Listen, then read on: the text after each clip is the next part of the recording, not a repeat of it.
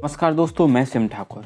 अब यही लग रहा है कि जो पेट्रोल के जो दाम हैं वो 300 के पार जाने वाले हैं, क्योंकि अब जो बाइडेन को देखकर ये बिल्कुल भी नहीं लगता कि उनका ये इरादा बचा है कि किसी भी तरीके से रूस और यूरोप के बीच में जो दूरियां पैदा हो गई हैं उन दूरियों को कम किया जाए। बाइडेन यूरोप और रसिया के बीच में टेंशन को बढ़ाना चाहते हैं, या फिर यह चाहते हैं कि ग्लोबली एनर्जी क्राइसिस पैदा हो जाए, क्योंकि वो जो कर रहे हैं उससे ग्लोबली एनर्जी क्राइसिस तो खड़ा होगा ही, इसके साथ में कई देशों के लिए समस्याएं खड़ी हो जाएंगी। यूएस और यूके दोनों रसिया से ऑयल इंपोर्ट करना बंद करने वाले हैं और इससे उनके जो मित्र कंट्री हैं वो भी ऑयल इंपोर्ट करना धीरे धीरे बंद कर देंगे।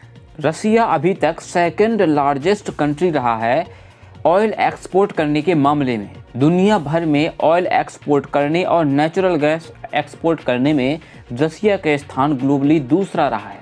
और जिस तरीके से यूएसए ने ईरान पर सैंक्शंस इम्पोज किए थे और उसके बाद इंडिया पर यह प्रेशर बनाया था कि वह ईरान से तेल न खरीदे, ऐसा ही कुछ इस बार भी होने वाला है।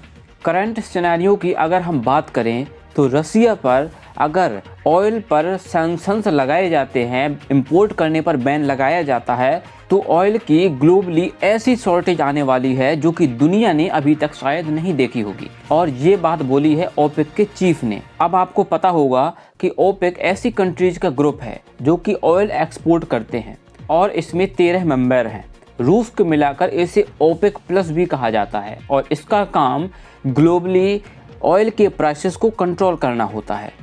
एक्चुअली में पहले दुनिया के देश बाइडेन से यह एक्सपेक्ट कर रहे थे कि बाइडेन पहले वेनेजुएला और ईरान से बात करेंगे और उन पर जो सैंक्शंस लगाए गए हैं उनको पहले रिमूव किया जाएगा और उसके बाद फिर रसिया पर सैंक्शंस इम्पोज किए जाएंगे। लेकिन ऐसा होता नहीं दिख रहा है।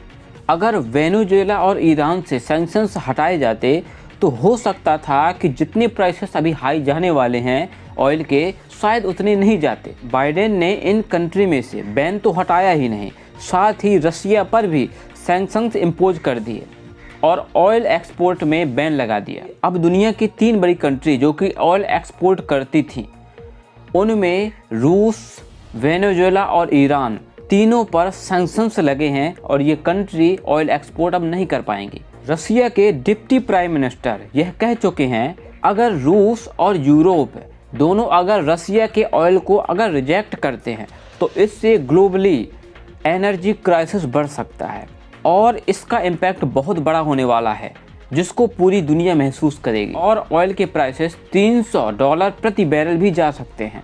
और अगर ऑयल के प्राइसेस $300 प्रति बैरल जाते हैं तो दुनिया के कई देश ऑयल परचेज ही नहीं कर पाएंगे। अगर हमें एक राज्य से दूसरे राज्य में कुछ सामान एक्सपोर्ट करना है, कुछ खाद्य सामग्री अगर हमें भेजनी है, तो उसके लिए भी जो ट्रांसपोर्ट में जो खर्च आएगा वह पेट्रोल और डीजल का ही आएगा। और जब इनके प्राइसेस हाई हो जाएंगे तो यकीनन जो भी सामान लोग खरीदने वाले हैं उनके प्राइसेस भी हाई हो जाएंगे और आगे चलकर डेफिनेटली सभी चीज़ें महंगी होने वाली हैं। पब्लिक सिर्फ उन ही चीज़ों को खरीदना अफोर्ड करेगी जो कि उनके लिए बहुत ज़रूरी होगा। ओवरऑल अगर देखा जाए तो इन्फ्लेशन बहुत हाई होने वाला है और इससे हमारे देश में कई इंडस्ट्रीज को नुकसान होने वाला है, क्योंकि जब कोई खरीदने वाला ही नहीं बचेगा तो वो लोग बनाएंगे किसके लिए। और यह माना जा रहा है कि आने वाले समय में पेट्रोल की कीमत 150 रुपये प्रति लीटर से ऊपर भी इंडिया में जा सकती है। इसके साथ ही रसिया को एक और बड़े कदम के लिए मजबूर किया जा रहा है, क्योंकि रसिया के पास कोई बड़ी इंडस्ट्री नहीं है, आईटी इंडस्ट्री नहीं है। इसके साथ ही उसके पास मैन्युफैक्चरिंग पावर भी नहीं है। रसिया फ्यूल और नेचुरल गैस के एक्सपोर्ट पर ही डिपेंड था।